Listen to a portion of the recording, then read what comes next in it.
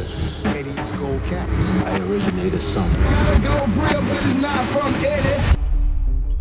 The American dream belongs to you. What was your kind of earliest memories of gold teeth? Was it sort of New York in the 80s? Like, I'm trying to think. Let's see. I wonder if it wasn't Goldie.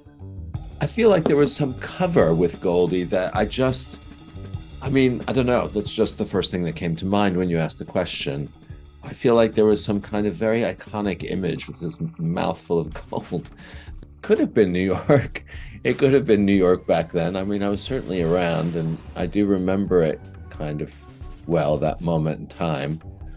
But yeah, I'm not sure. Maybe it'll come to me as we get talking. what did that sort of Goldie image evoke from you? Was it a feeling of this is incredible, hadn't seen it before, or?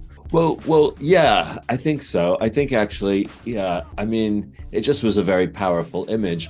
I mean, I've always had this kind of fetish in a weird way. I love when somebody has a gold tooth, or when they have a chipped tooth, or I don't know, like a broken nose. Like there's just something that I've always found very alluring and very sexy about that. So maybe those are odd fetishes, but I guess when I saw this image, you know, I just thought like, oh, that's so cool. Was there never an impulse to kind of get any at that point when you'd first seen him? At that point, no. I mean, I didn't. I mean, it's funny. I'm trying to think.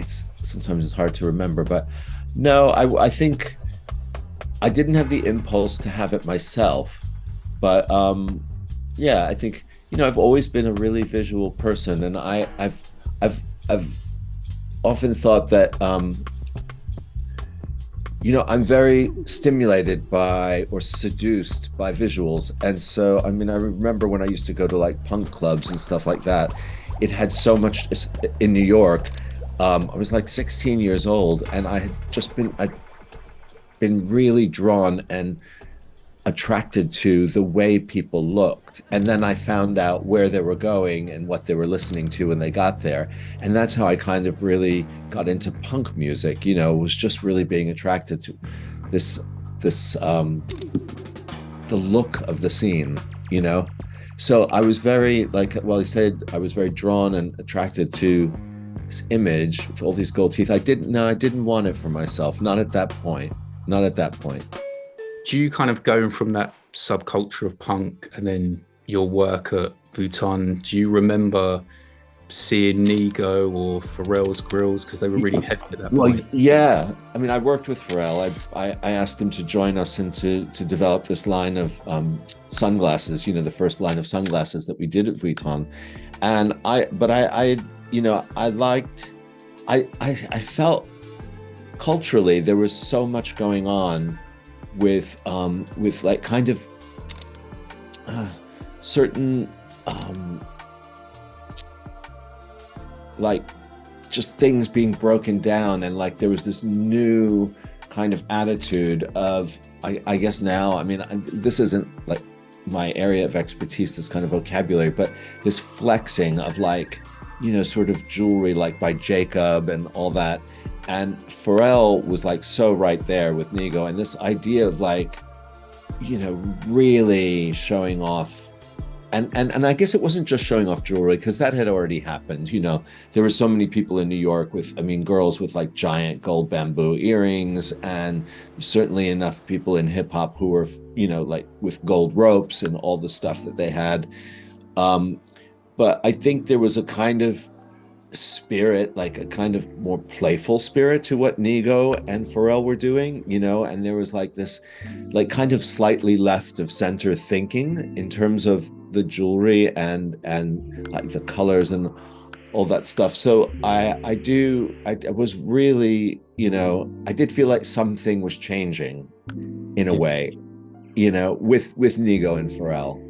It didn't feel as hard. It didn't feel like as like gold ropes and you know, like Egyptian imagery, or like I don't know, there was just like a shift from that all gold, you know, just tons of ropes and like I said, and gold teeth. It all of a sudden became colorful, Because it felt like in that era as well, the switch from gold to platinum kind of took the harshness out, just in terms of like the metal. And I know Jacob was quite instrumental in that, and it started to feel like where everything became platinum, the actual metal kind of fell to the back aesthetically, and then the stones could be more in the forefront.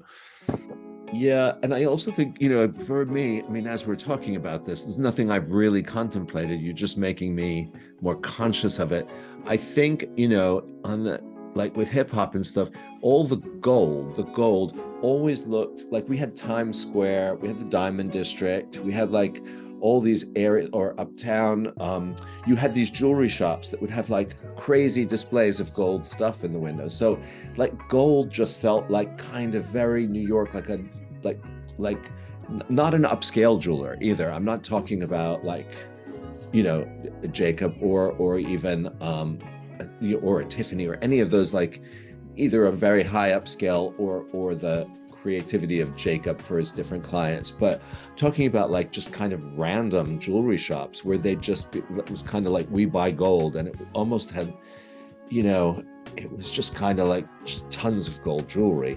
And that I guess is what I mean in terms of the shift. It just sort of felt like it no longer looked like those kind of basic windows of these jewelry shops. It all of a sudden became creative, where artists were kind of guiding jewelers to create pieces that were there, like from their imagination, you know. And Pharrell definitely was like, you know, big in that. You're obviously like soaking these influences up subconsciously. What really sparked like your recent interest in GRILLZ to make that jump into the world?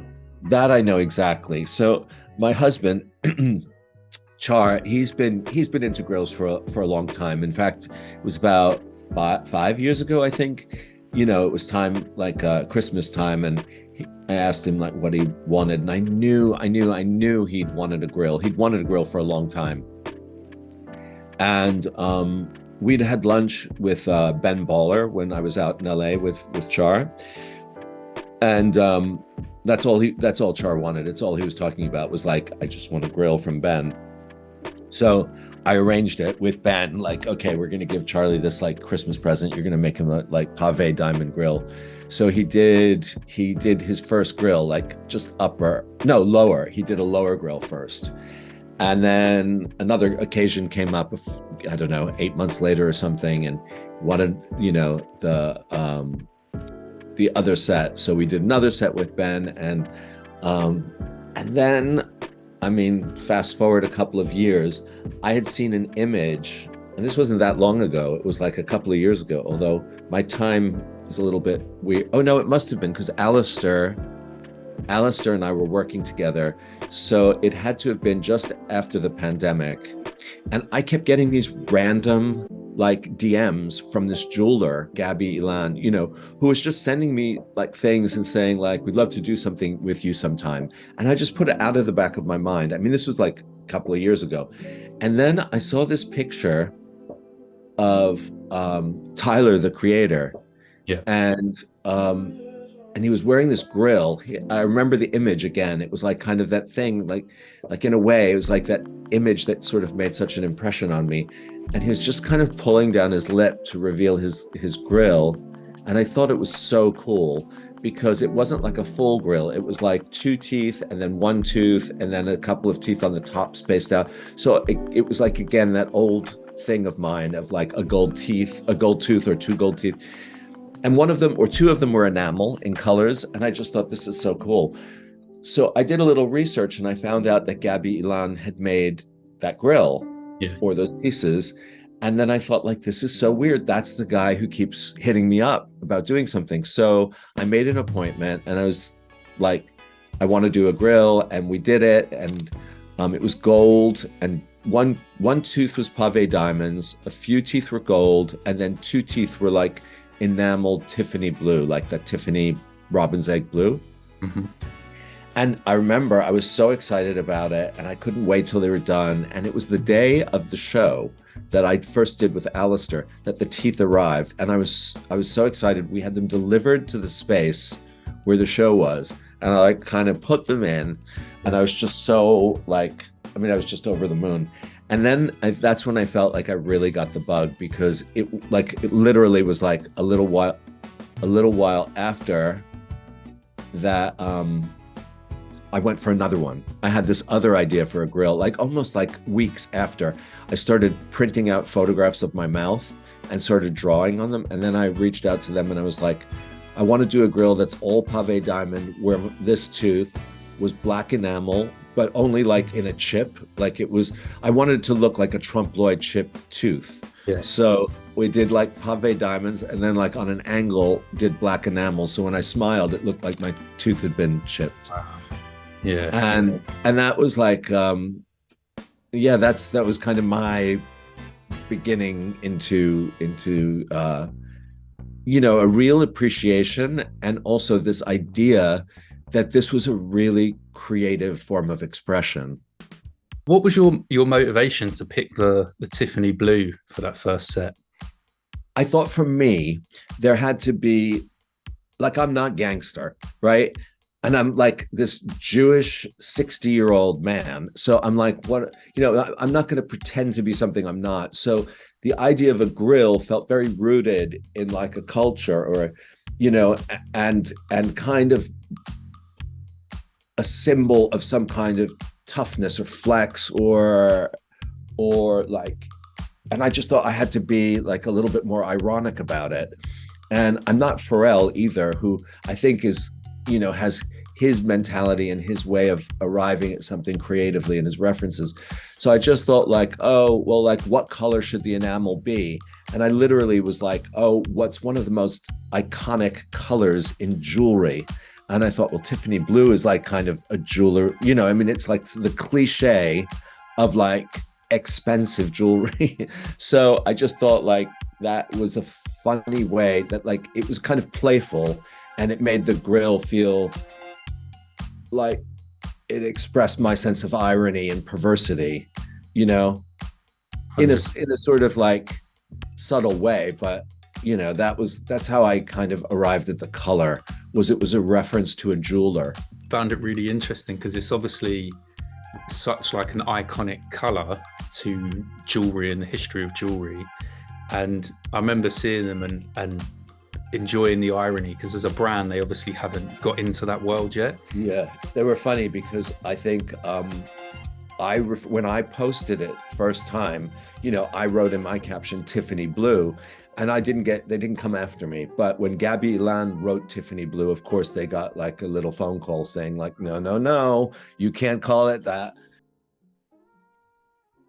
Yeah, I mean, they've done incredible things for Pharrell, like all those like, I can't remember what the cut of the stone is, but not only is the painting on enamel so incredible, but like, you know, people using things like tiger's eye, or people using different stones. I mean, my chip tooth one is onyx, and, you know, even though it seemed to me very, very simple when I drew it, they were like, oh, it was really a challenge to cut the stone onyx and have it smooth, and then also to transition into this pave diamond without having like a very like strong border or anything, or profile, I guess. So, you know, GABBY was telling me, he was like, oh, you know, it may seem like it's simple, but this was actually pretty difficult to do, with all the teeth being, you know, in one grill, as opposed to a separate tooth that had that, but to make it all sort of smooth and to have this cut stone. So I kind of appreciated it, and even more because that there is like such a skill. It's not just a 3D printing, or like, you know, I mean, there's such a minute artistry in jewelry making. And if you think about the size of teeth, you know, people have made a lot out of a little space.